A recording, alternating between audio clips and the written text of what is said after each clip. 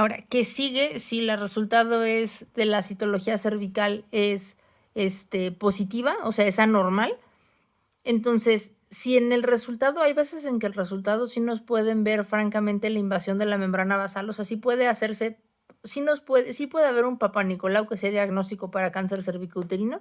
En ese caso es un Papanicolau de urgencia, se tiene que revisar en menos de 3 semanas. Si no, o sea, cualquier otra normalidad, entonces sí se tiene que ver con colposcopía, en un plazo no mayor a 6 semanas. Entonces, Papanicolau normal nos llega una colposcopía. Una vez que hacemos una colposcopía, si la colposcopía demuestra una lesión, lo indicado es hacer una biopsia. Finalmente, la colposcopía, acuérdense que lo único que van a hacer es que se pone el ácido acético y se van a ver lesiones. Dependiendo de las características de lesiones, se va a asignar si es una lesión de bajo grado o una lesión de alto grado, pero lo cierto es que es una prueba que no estamos viendo células. En ese sentido, sí se puede hacer un diagnóstico, por ejemplo, con Papanicolau. Obviamente se tiene que corroborar, pero o sea, en el Papanicolau sí se van a ver células, en la colposcopía no. Entonces siempre se tiene que hacer una corroboración con una biopsia antes de tomar un tratamiento.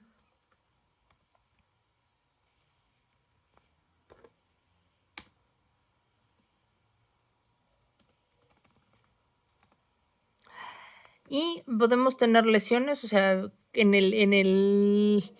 o sea, ¿cómo vamos a ir viendo las biopsias? Antes van a ver que todavía se maneja la neoplasia intraperdical cervical, o que se va a ver el diagnóstico con displasia leve, moderada y severa.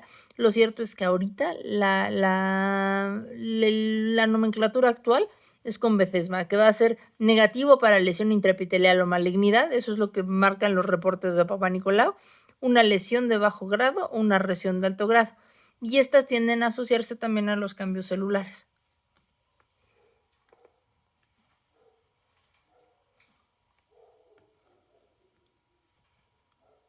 ¿Cuáles son los factores de riesgo más importantes? Como ya mencionamos, la infección por virus de papiloma. Es el más importante de todos. Los otros son secundarios.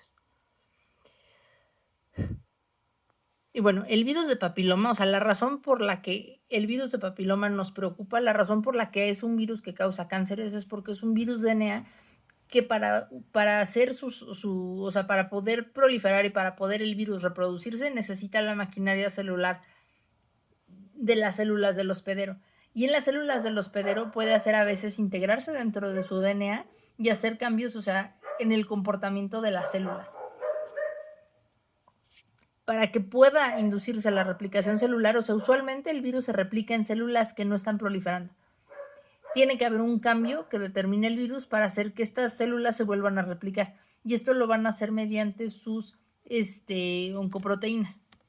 Las oncoproteínas más importantes van a ser E5, E6, E7. Y de estas todavía más importantes, E6 y E7. Entre las tres lo que van a hacer es básicamente la inmortalización de la célula. E5 se tiende a unir a GFR y lo que va a hacer es proliferación.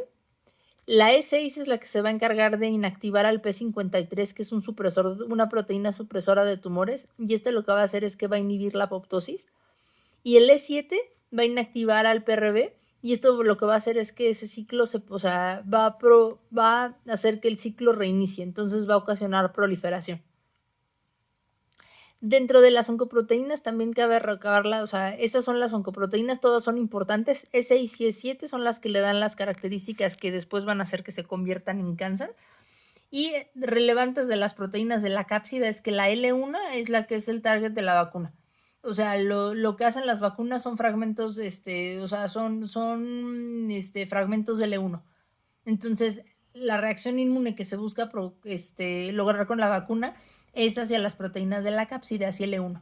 Esta sí vale la pena que se aprendan, o sea, cuáles las proteínas, cuáles son las metas, o sea, sobre qué proteínas actúan y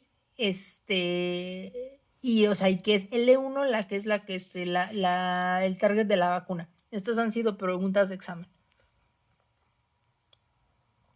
Y bueno, es muy importante acordarnos que la progresión es como sigue. O sea, nosotros si lo vemos en cambios celulares, si podemos ver, tenemos una célula normal, después tenemos una lesión de bajo grado en que se ven coilocitos y algunos cambios. En las lesiones de alto grado se ve más desorganización celular y tenemos ya cáncer cuando atravesamos la membrana basal.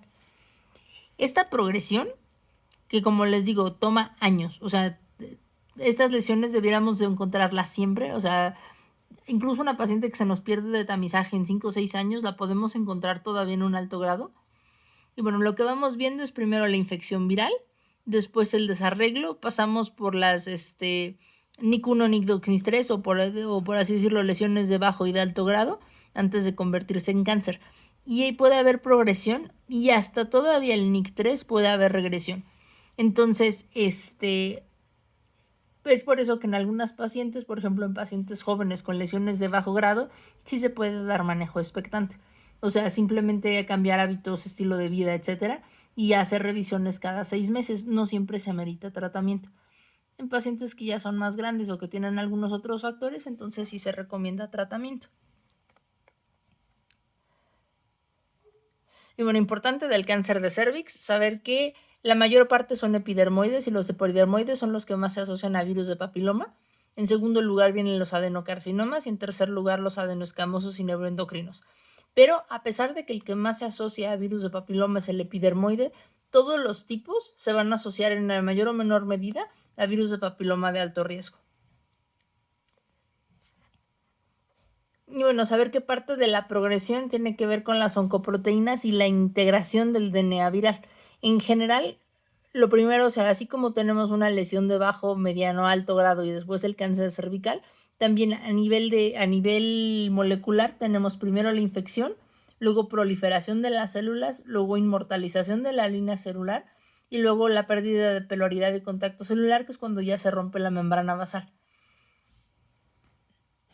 Dentro de esto también es importante saber que si se dan cuenta, ya estos cambios, o sea, una vez que ya se integró el DNA viral dentro de las células, ya ni siquiera es necesario que haya DNA, o sea, ya no es necesario que haya infección viral.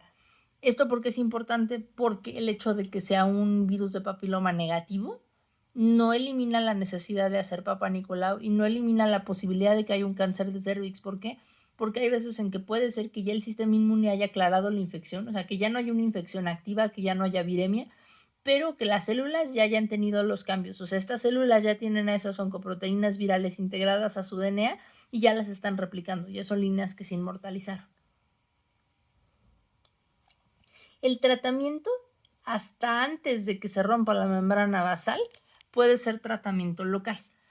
Cuando son lesiones de bajo grado, siempre podemos darle la opción de observarlo. Cuando vemos que son lesiones que no están recidivando, son pacientes que tienen bajo riesgo, o sea, que tienen una muy baja posibilidad de recidiva, entonces la idea es hacer un tratamiento ablativo. Cuando son lesiones de bajo grado se pueden ofrecer, y cuando no son virus de papiloma de alto riesgo, se puede ofrecer un procedimiento que se llama esferolisis o la crioterapia o la ablación con ácido tricloroacético, que son, o sea, terapias que son muy superficiales. Y cuando son lesiones ya de alto grado o cuando son serotipos de alto riesgo, se recomienda más que sea un cono en el cual sí se lleva, o sea, como una parte del endocervix y todo ese pedacito afectado de la zona de transformación. ¿Cuál es el riesgo del cono sobre las esferolisis? Es que en pacientes que tienen, que no han tenido familia o en pacientes que van a tener todavía embarazos, si se ha hecho un cono sí se puede asociar a parto pretérmino posterior.